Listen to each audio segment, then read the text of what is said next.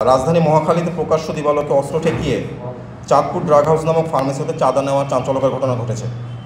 গত 18 আগস্ট 2025 তারিখ বেলা 10 ঘটিকার সময় রাজধানী মহাখালী টিভি গেট এলাকায় অবস্থিত চাঁদপুর ফার্মেসির ভিতরে 3 জন বিক্রেতা ও বাইরে কয়েকজন ক্রেতা অবস্থান করছিলেন।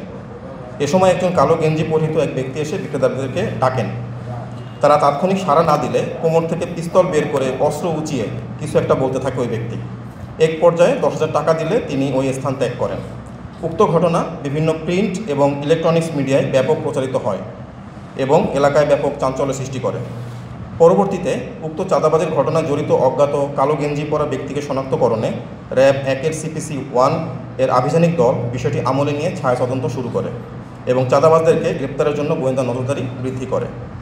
যুক্তরাষ্ট্রের 1 নম্বর জিম চেইন গোল্ড জিম এখন আবারও বাংলাদেশে বসুন্ধরা আবাসিক এলাকা ও বসুন্ধরা সিটি শপিং মলে।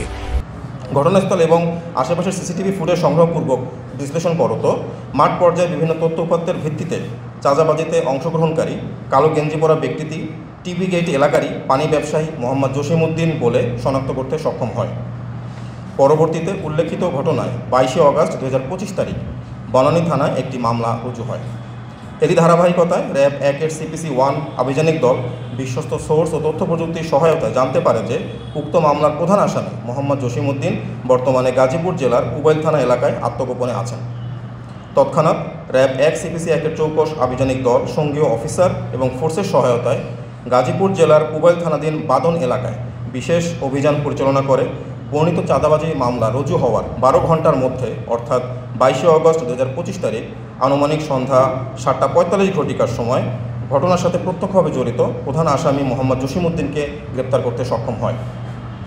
গ্রেপ্তারকৃত আসামি জসিমউদ্দিনকে প্রাথমিক জিজ্ঞাসাবাদে সে উক্ত ঘটনার সত্যতা স্বীকার করে। গ্রেপ্তারকৃত আসামিকে জিজ্ঞাসাবাদে জানা যায় সে ইতিপূর্বে উক্ত ফার্মেসি হতে চাঁদা না পেয়ে ক্ষিপ্ত হয়। পরবর্তীতে চাঁদা আদায়ের লক্ষ্যে উক্ত ঘটনায় জড়িত অস্ত্রধারী অপর আসামির সাথে পরিকল্পনা করে।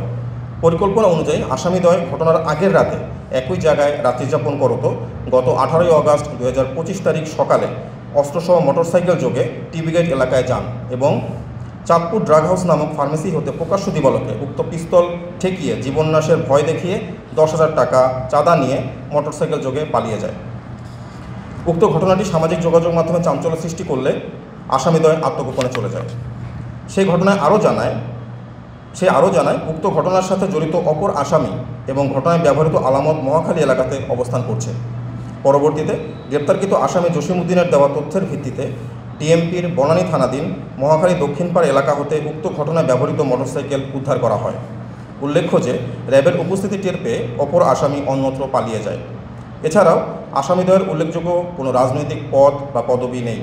জিজ্ঞাসাবাদে গ্রেপ্তারকৃত আসামি জসিম আরও জানায় সে একজন পানি ব্যবসায়ী হলেও জুলাই অভ্যুত্থানের পরবর্তী সময়ে বিভিন্ন দলের নাম ভাঙিয়ে অধিক আয়ের আশায় দীর্ঘদিন যাবৎ তারা মহাখালী বনানীতে চাঁদাবাজি করে আসছে। উল্লেখ্য গ্রেপ্তারকৃত আসামি মোহাম্মদ জসিমউদ্দিনের বিরুদ্ধে ইতিপূর্বে হত্যা, ডাকাতি ও মারামারি ঘটনায় 3টি মামলা রয়েছে। উক্ত চাঁদাবাজির ঘটনার সাথে জড়িত অপর আসামিকে গ্রেপ্তারের চেষ্টা এবং অস্ত্র উদ্ধারের প্রচেষ্টা অব্যাহত রয়েছে। গ্রেপ্তারকৃত আসামি মোহাম্মদ জসিমউদ্দিনকে সুস্থ অবস্থায় পরবর্তী আইনানুগ ব্যবস্থা গ্রহণের নিমিত্তে ডিএমপি বনানী থানায় হস্তান্তর করা হবে। ধন্যবাদ।